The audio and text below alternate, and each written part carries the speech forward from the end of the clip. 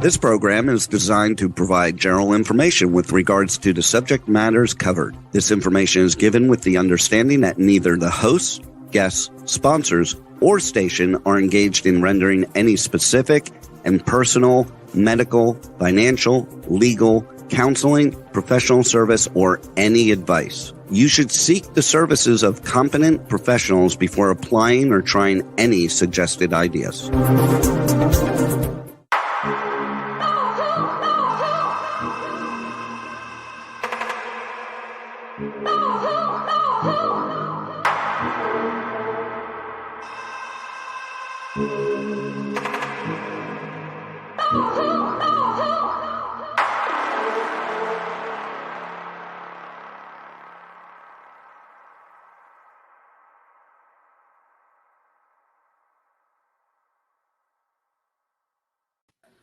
Good morning, truth seekers. Welcome back to Hit the Road Jack, Finding the Zodiac.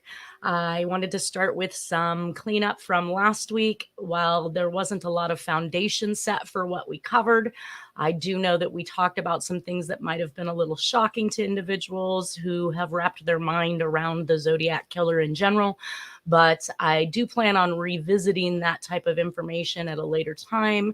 I was hoping that we would stick more to the forms and how they related to the lipstick killer in the chronological order in which this presentation is set up, and that didn't happen. So I apologize if there wasn't a foundation set for the John Benet Ramsey note, and I know that we will be getting to that at some point.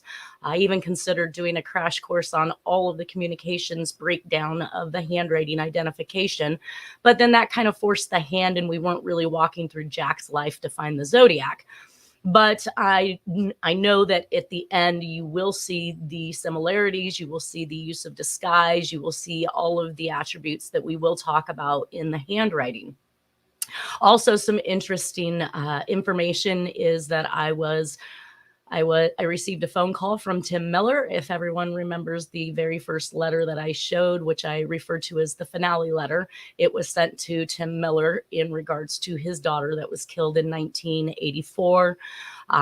It really took a lot of culpability for many of the crimes that we're going to talk about as we go through the presentation. I was excited to hear from him. And of course, one of his first questions was whether or not I still believed Jack Terrence was the Zodiac.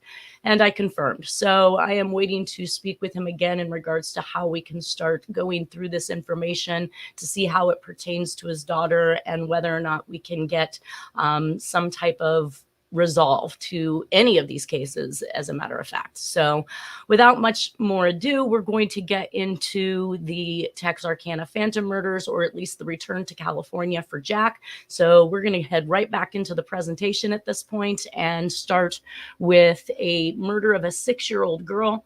This was interesting to me because it came obviously right after the murder of Susan Degnan in Chicago, Illinois. I'm sorry, Illinois, Reno, I hear you in my head when I do that. Anyways, so this particular murder was a 6-year-old little girl, Rochelle Gluskoder, and she was abducted in the neighborhood of her home, and she was kidnapped, they said, and then later found murdered. So there is some cross connections, and I like to say that the Zodiac likes to cross one crime to the next, either via a communication or the actual act. So this is why I bring this one up, because it is an unsolved murder to date. So she was wearing a red print dress, and the connection there I found to the desktop poem from the Sherry Jo Bates murder in Riverside. This poem actually spoke about she was wearing a red dress. So it doesn't necessarily mean this is the only murder that there is a red dress. I think we have one or two more that could also be possible cross connections. One of the things that I actually took note to was that she was also wearing what her mother had described as brand new shoes when she was abducted. So this brought me back to the possibility of her having been held alive for some time. Just like in the Oakland County child murder cases where the children were taken care of, or I'm not going to say that because likely abused, but they had been capped before they were actually found dead. And it had shown that there was somebody actually still caring for them, feeding them, and that is a possibility for Rochelle. So basically, she was found wearing her brand new shoes that had been worn. I wasn't sure if the weather could do this. It appeared as though she'd only been missing, I believe, less than a year before the body was found. So I don't know if weather could do that to shoes or if she was actually held alive and wearing those shoes for the entire time until she was actually murdered. Eyewitnesses claim that she got into a black convertible coupe with a man described as 30 years old and was never seen alive again. Jack at this time is only 18, but I believe that many probably thought he was older than he actually was, just because of the eyewitness accounts always seemed to report somebody of an older age, but then the actual arrests of suspects all happened to be at a much younger age. So I am not sure if when they're putting this information out, how much of it's actually kept from the public or how much is withheld so that they can actually apprehend a suspect once the information that individual knows is something only the murderer would know. So anyways, Jack is 18. I believe that many probably, yes, got there. So this is also consistent with the lipstick killings where they had indicated the eyewitnesses had seen gentlemen in their 30s or 40s around the sites, and then they arrested Bill Hirons for the actual murders, and he was only 17 years old at the time. So the age and the time frames with the eyewitnesses are not matching up with the actual people who are being apprehended. So it still kind of throws me into a quandary as to whether or not we do believe these eyewitness statements or if they are accurate considering the differences in time or age of the individual who is actually arrested or a suspect for the crimes. This would be the re-entry, what I call the re-entry murder into California. Like I said, Jack likes to kill in one location just before he leaves, and then he also commits a new crime when he, relatively soon after he returns. So this murder also occurs right before the Texarkana Phantom murders, which it's not coincidental, I suppose, because it is Orange County and Los Angeles, that J. Gordon Bowers was the same inspector as the inspector on the Georgette Bowerdorf case. So now this inspector is actually overseeing two murder cases, this one here with Rochelle and the one with Bowerdorf. So they did actually, in this one clipping that I found from the internet, state that suspects have been arrested, with one in particular having allegedly been committing an immoral act on a 6-year-old child on the date of Rochelle's disappearance. So allegedly, we're not sure who obviously told them this, but this individual obviously didn't, if he's there hurting another 6-year-old child, at what time frame, and did he have the opportunity to actually be the one who abducted Rochelle? I'm not sure about all of that. Again, information that I don't have, but some of the things that were going on during this time or with her parents was that they were opening up a new restaurant, and so they were awfully busy, and Rochelle was at a friend's house playing, and then that was the last time she was seen.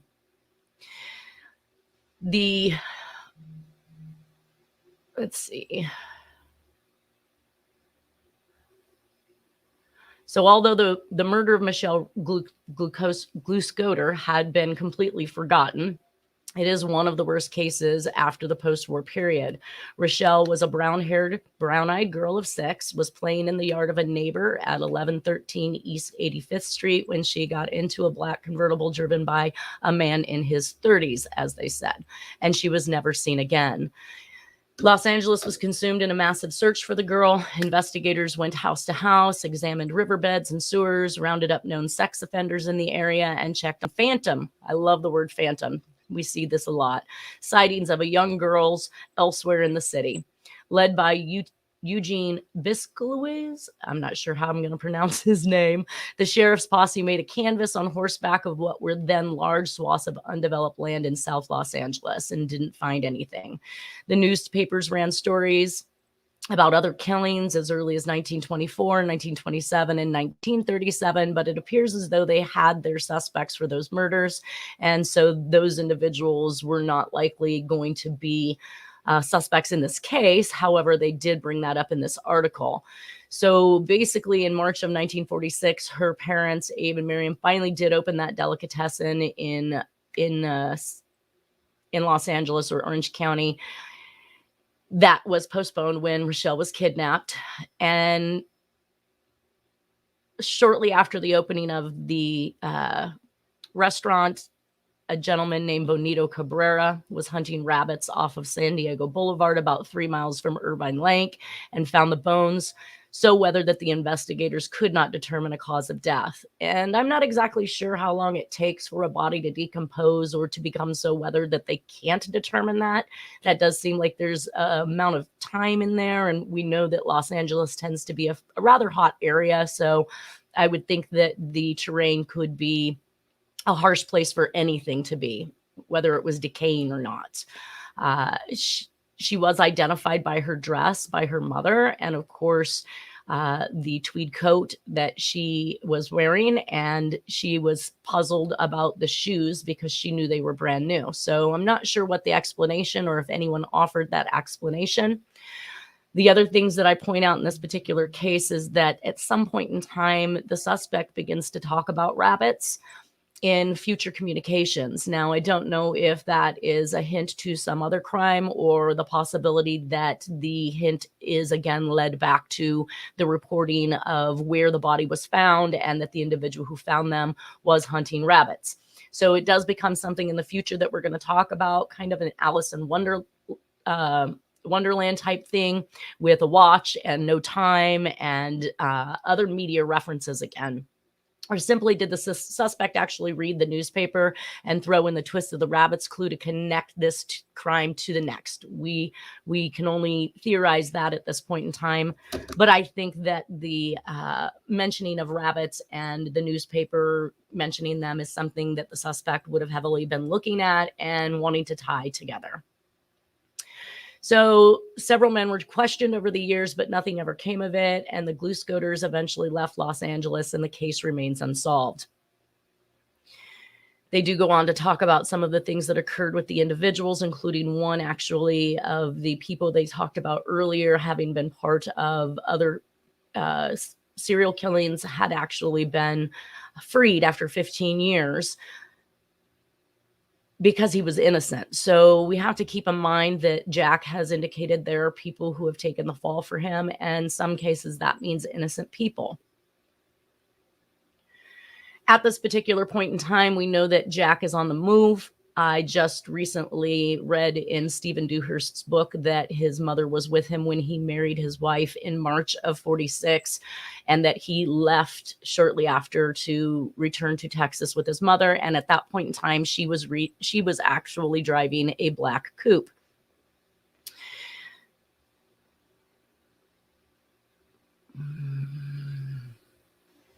The right-hand picture is actually the parents identifying the clothing from the crime scene where the body was found. And they talk a bit again about those shoes. I would really like some input from anybody who knows anything about weathering clothing or weathering shoes to know whether or not that was something that would indicate that she had been killed shortly after she had been abducted, and then the shoes became worn over time due to the weather, or whether or not she was actually kept alive and wore those shoes for many months before she was killed and dumped. I did find a marriage certificate on her parents. However, I was stifled by finding any other information that would indicate who they were a part of, who they knew, why they may have or may not have been a target, whether this was random or if this was something that was more meant to be. But that's something that I do think that in the future, when I have that opportunity or time to see if I can find more information on this, that I will do. I also think that since this case is still unsolved, it's another one that the FOIA files or the Freedom of Information Act should allow or provide all files so that the public can see what is involved with this case and possibly offer some help.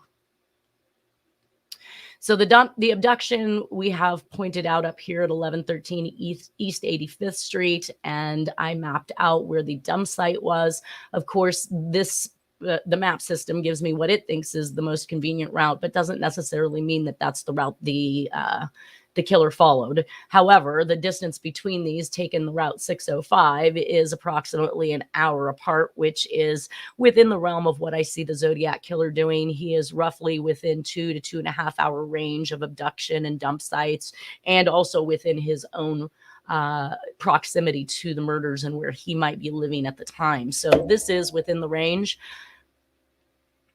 And this is right before where we step into the next series of serial killings, which is the Texarkana phantom murder.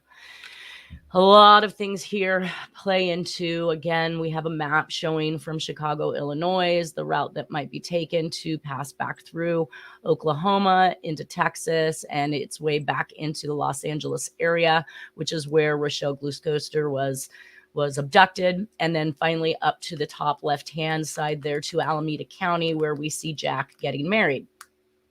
So a couple of things, just background information. Letha Marie Self, Jack's soon-to-be wife, is from Welling, Oklahoma.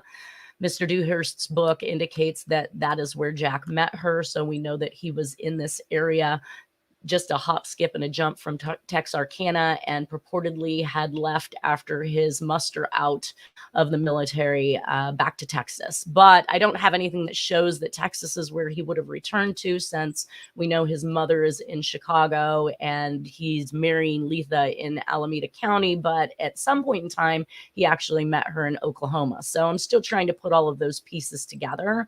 And we know that Jack files his discharge papers in 1948 in Oklahoma as well, and that as late as 1980 he was still carrying a PO box, even though he hadn't been in Oklahoma for a very long time. So some of the keys we found in his belongings was one of those questions. Did they go to a post office box? Did they go to a locker at a train station? There was a lot of guesswork or theorizing what these keys may go to, like the one that we've seen that led back to Illinois.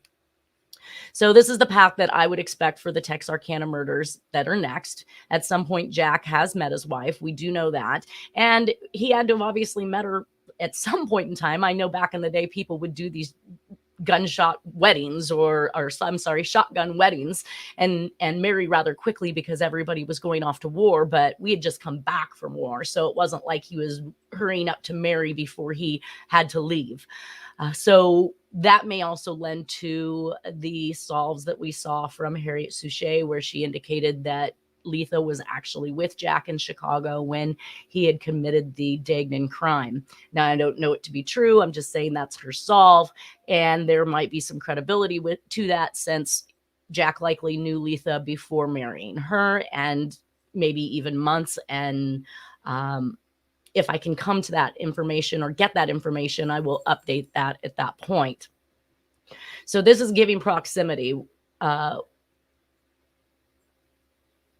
Welling, Oklahoma is approximately 2.5 hours from the Texarkana phantom murders / Moonlight Murders / Red Phantom murders. And we're going to explain how that name came across, because this is one of the connections to the Zodiac Killer case, is that he writes as though he's the Red Phantom. And up until a couple weeks ago, I couldn't even figure out where he gave himself that name, how that tied into other murders, because I had not found one that had listed him as the Red Phantom until I researched this information on the Texarkana in the last couple weeks.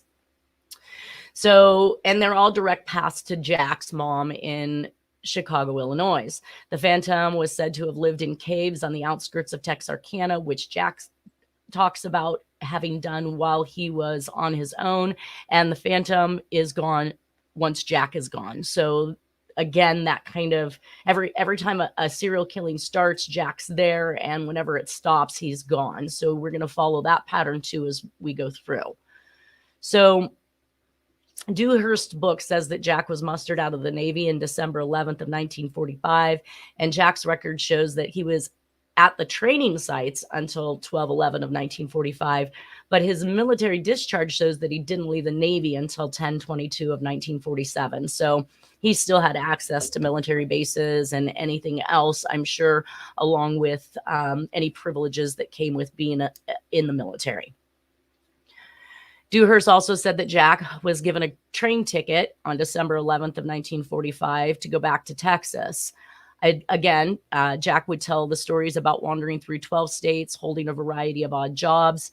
He claimed to have killed a number of people in those places, among them a couple in Florida with a .32 caliber pistol. Excuse me.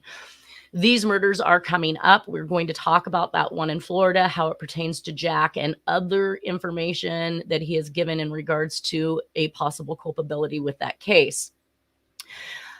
As I stated, there was nothing back in Texas for Jack. His mom was in Chicago at the time, or at least that's where I believe she was, and that he had met his wife in Oklahoma. They got married in Alameda County on March 15th, 1946. And I don't have any information when they met, but clearly before they married. And Jack leaves Letha 3 days after they marry to purportedly return to Texas with his mother. So this is something I read in Dewhurst's book, and I believe that this is probably recounts that Dennis has made to Mr. Dewhurst in regards to statements that Jack has made.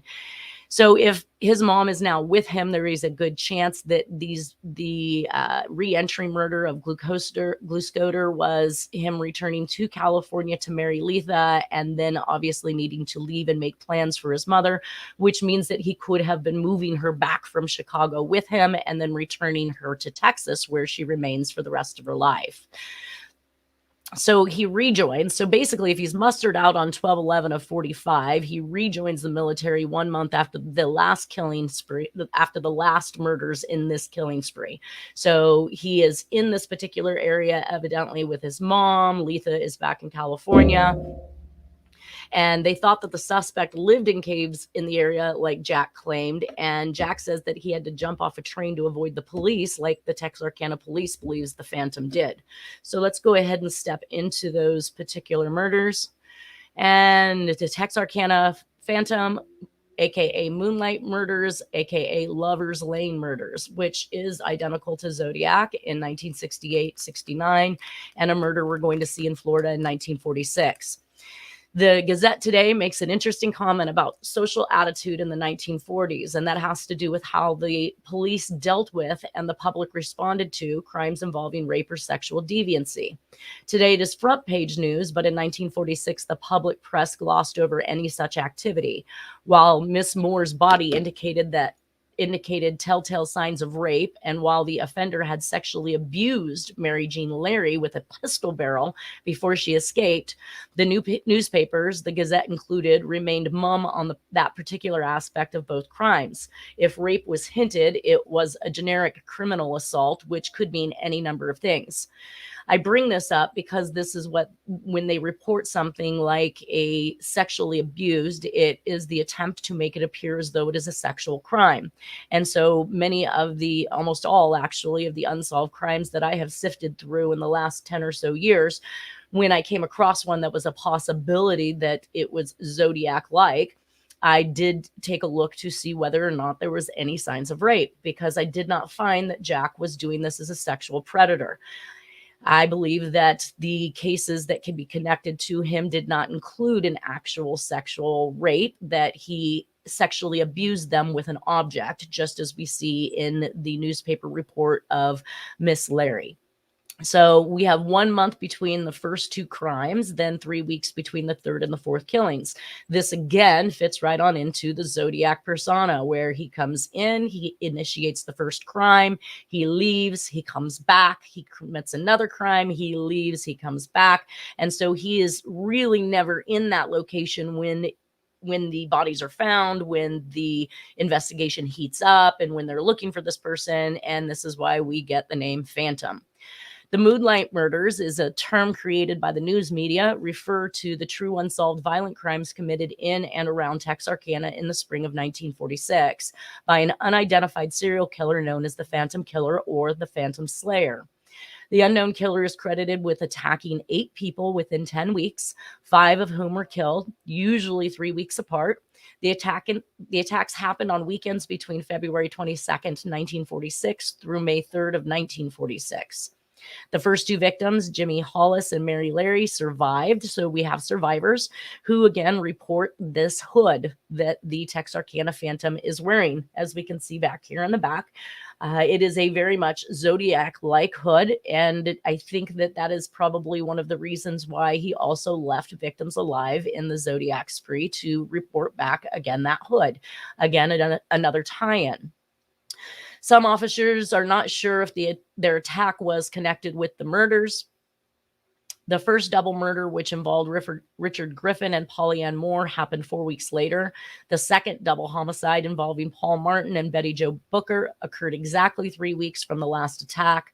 The Texas Rangers came in to investigate, including a living legend at the time, M.T. Lone Wolf Gonzalez. Finally, almost exactly 3 weeks later, Virgil Starks was killed and his wife Katie was wounded severely. Most officials no longer connect the attacks to the other murders. Contrary to popular belief, the killer did not attack during full moon, but did strike late at night, and typically on a Saturday, as we find with the Zodiac killings. The close time frame of the glue scoter girl in Los Angeles and the first murder in the Texarkana suggests that Jack wanted to make it appear as though 2 serial killers were operating at the same time. However, we will show that the transition from each crime includes a murder in one state that is very close in time to a murder in another that eventually has its version of what the Zodiac Killer did in California. This is not a coincidence. It's a pattern that is easy to follow. I've even created a link analysis sheet on it to be able to see how those murders transpired and when they occurred and when they ended. The killer will usually kill one person when the spree begins, and then he leaves the state and then he returns, which is why most of his aliases include the word phantom in it, because he was a ghost. Once he has left the area, he generally returns for one last kill so as to make law enforcement believe he is still local while he's really far from it. The only couple to survive the attacks and make an identification of a hooded murderer is just like the Zodiac not overkilling the males. Theory is that he needed someone to report his description to instill that terror and to make sure that it was correct. Jack would frequently return to Texas and Chicago area. We have additional pictures at different times with Texas, Michigan, and Illinois, which substantiates that he is still continually traveling through these areas. So on February 22nd, 1946, Jimmy Hollis and Mary Jane Leary were killed on Richmond Road and Robinson Road in Texarkana, Texas. The seclusion of Richmond Road beyond town, known as Lover's Lane, something in a hood of what appears to be, I don't even know why I wrote that. It's not even clear English. So something about the hood appears to be of a canvas type, which is consistent with the Zodiac hood. The stranger flicked on a flashlight into their faces to blind their perceptions. We know that this is something that the Zodiac did as well. Mary Jean Larry had been violated in a perverted manner, and Miss Moore had been seemingly assaulted. No one at the time thought to tie the two incidences together. Lights from a vehicle saved Mary, and the killer began cursing and ran off. This is something also like trying to get into the Starks' residence, and while fighting with the front screen door, the suspect began cursing again. So clearly when things are not working out in this killer's way or the way he believes it should, he has no problem using expletives to portray his frustration. He used a .32 caliber revolver in the Hollis and Larry killings. Jack talks about a gun being taken by police, which we get to here a little bit later. A very interesting conversation where he talks about being arrested and his gun being taken from him, and him actually going to the judge's house and asking the judge to take him to get his belongings back, which included a gun that might tie him to these murders. The killer speaks, "Do as I say and I won't hurt you," which clearly that's what the ransom notes were about. I will give her back to you if you pay me, but he never has any intentions of doing that. And he clearly is going to hurt someone. So the article indicated that Jimmy's lips quivered. "What do you want? My wallet, the car?" And the suspect answered, "Your britches." So the voice chuckled this time, "Remove your britches." It's an interesting Southern statement. So a man wearing a white mask with holes cut out approached driver's side door on a lover's lane with a flashlight and gun, ordered them out of the car, and told Jimmy to take off his britches. Again, Southern reference, the Zodiac flashlight, the gun sight as a gun sight, and a mask. Beaten with either the pistol or flashlight, but survived. Mary claimed to have been sexually assaulted with the pistol, but not raped. Sexual assault with an object, once again, an attempt to make it look like a sexual crime, so that they would be looking for different people for different motives. I haven't done any research on any of the family members of these victims either, since this is so old. And again, finding any information on the internet is pretty much nil to none. The suspect actually demanded money and accused Mary of lying about not having any. This is a possible cross-connection to the 3/15/1947 anniversary and suicide note found in Santa Barbara, California, where the author apologized to a Mary, and we don't know who that Mary is. And it is also an anniversary for Jack and Letha on their marriage day or on their wedding day. Mary Thames is the victim from 3/12 of 1944. So we have another Mary. This is the one from South Carolina that we talked about much earlier.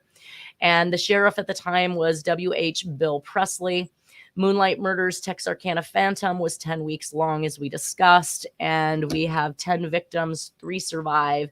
And with the Zodiac, we had 7 victims where 2 survived. James Mack, or Jimmy Hollis, was a 25-year-old insurance agent at the time of the attack. He was born September 25th, 1920. He lived at 3502 North State Line Avenue, a house which no longer exists, quite like Casacchio in Illinois. On the night of his attack, he was at the movies on a double date with his brother Bob, who was also an insurance agent. After the movie, he dropped his brother and his date off while he was taking his girlfriend home. They stopped on a lateral road off of Richmond where the attack occurred. Hollis suffered 3 fractures in his skull, so he was pistol whipped and was hospitalized for several days at Texarkana Hospital, also known as Pine Street Hospital, which stood at West 5th and Pine Street and no longer exists as well. He was in critical condition. After 4 days, he showed slight improvement, but was still not fully conscious. He was released from the hospital on Saturday, March 9th, 1946. His doctor told him it would be some time before he was completely well again and that he was not to work for 6 months. By the middle of May, he was still recovering from his injuries.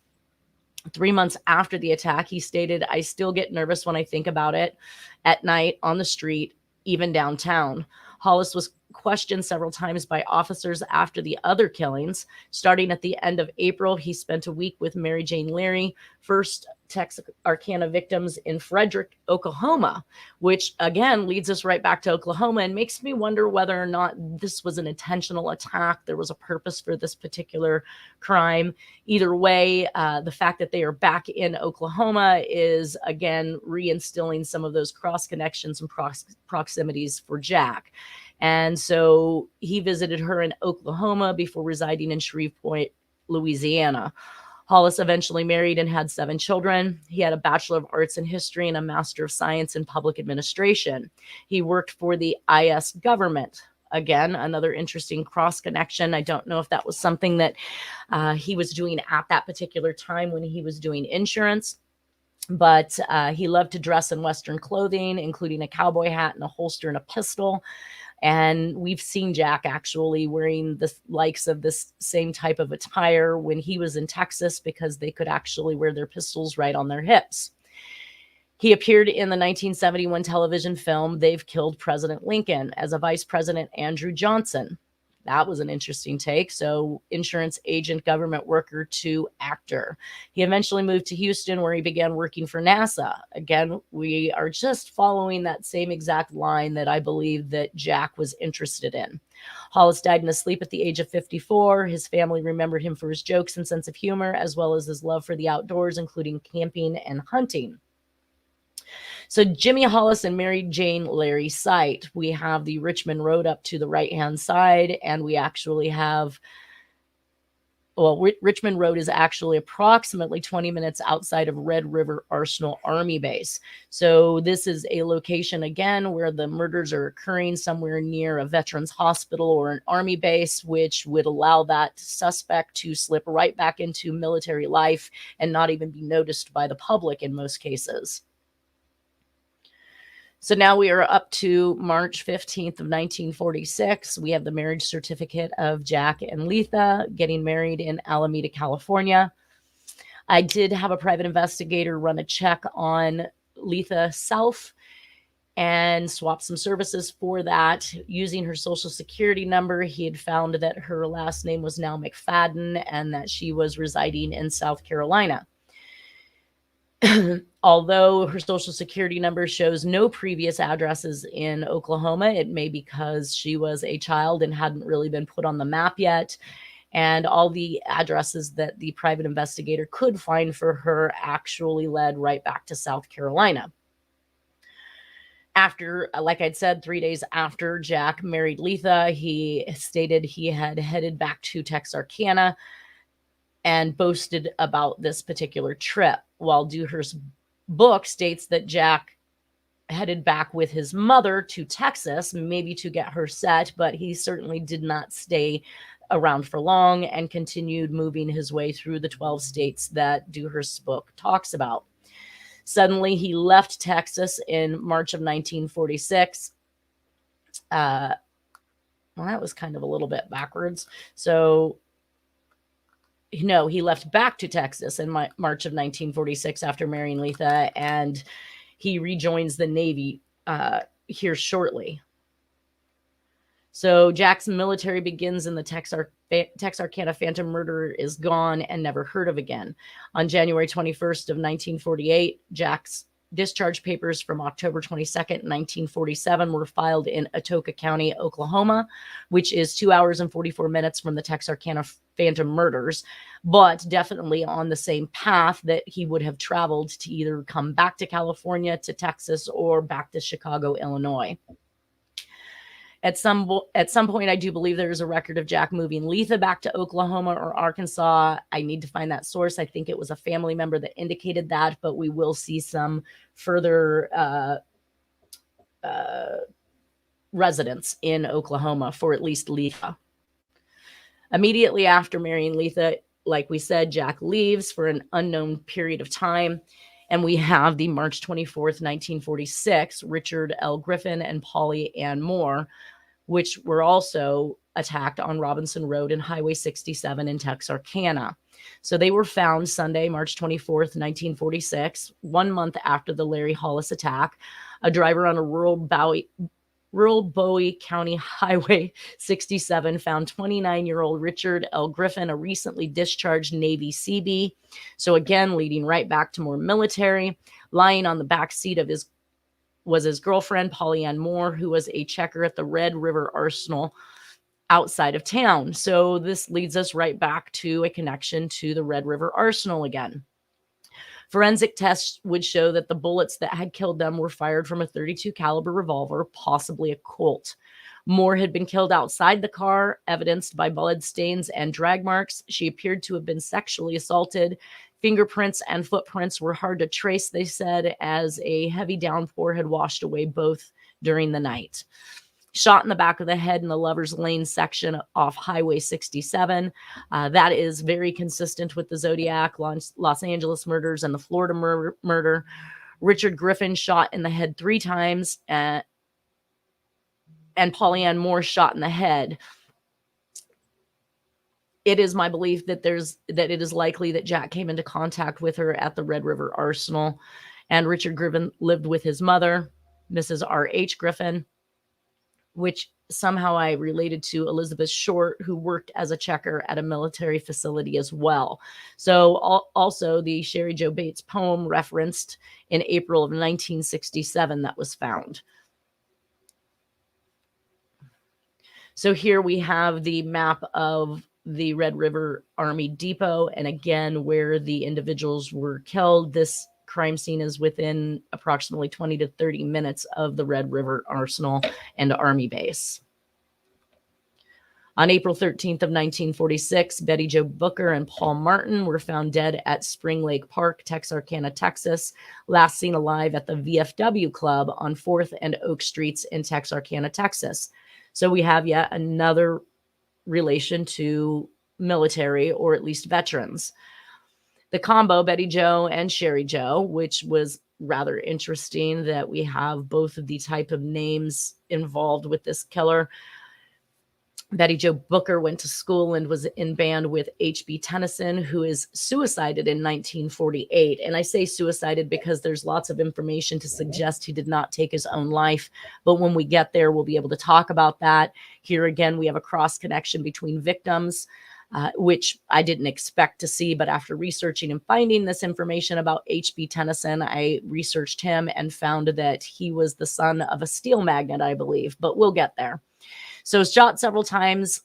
Both these individuals were shot several times, and the bodies are found miles from their car. So either the car was taken by the suspect and abandoned, which we have seen happen in the Bauerdorf case, where he stole Bauerdorf's car and it was found later out of gas in another location, or they were chased to the point of their death. If the car was taken, this is following Bauerdorf and more stolen cars, which Jack admitted to doing. Again, a .32 caliber was used. 3 unidentified latent prints were collected. It would be interesting to see if those prints have any thumbprints in them and whether or not they can be cross-connected to the thumbprint that I have of Jack. Betty Jo was reported to have been raped. Again, we don't know if they were just reporting a rape or a sexual violation. Again, information, if these files were released, could help establish the actual motive or the MO that the person had used in these crimes. On October 6th, 6 months later, the missing saxophone was found near where her body was. I don't know how it took 6 months for anybody to find the saxophone, considering if it was near where her body was, you'd think they would have done a complete sweep of that area. On Saturday, April 13th, 1946, it was one of many Saturday night gigs the band had played at the hall over the last year. So again, it's a Saturday night murder. Sunday at 1 a.m. is the last time Betty Jo was seen by band members. Martin's automobile was discovered abandoned at the entrance of Spring Lake Park, nowhere near the slumber party to which Betty Jo was purportedly headed to. Paul's body was located first north off Interstate 30, a mile and a half from his car. He had been shot several times. Betty Jo was found nearly 2 miles distant outside of patch of woods near Fernwood, also north of I-30. Like Paul, Betty Jo's body was bullet-ridden. She had also been sexually molested. So sexually molested makes me think, again, violated with an object. This time, official records didn't deny it. Ballistic tests confirmed the bullets that had killed the teens. The .32 caliber matched those that had taken the lives of Moore and Griffin 3 weeks earlier. Zodiac admits to have shot a man in a car with a .32 caliber. There are many cross connections for this, and the killing of Paul Stein in San Francisco, though I'm not sure if that reported the caliber of gun that was used. Another police officer in the California area was shot parked in his car. We also have an officer in 1963 surrounding the murder of John F. Kennedy, who was also shot parked in his car. So many cross connections, and I'm not sure which one this suspect was referring to, or that the Zodiac was referring to, but there are definitely several in this presentation that it can be attributed to. Here are some of the graphic pictures from the actual crime sprees and how the bodies were left after they were killed. And of course, the map once again on these last 2 murders and the distance between the VFW, the place where the car had been abandoned, and the relation to the Red River Arsenal and Army Depot. approximately 40 minutes away from the Army base. The last murder, which I think is the exit murder, well, actually, there's one more just beyond this, but this is a murder of a couple on May 3rd, 1946, which is Virgil and Katie Starks. They are 10 miles up Highway 67 in Arkansas.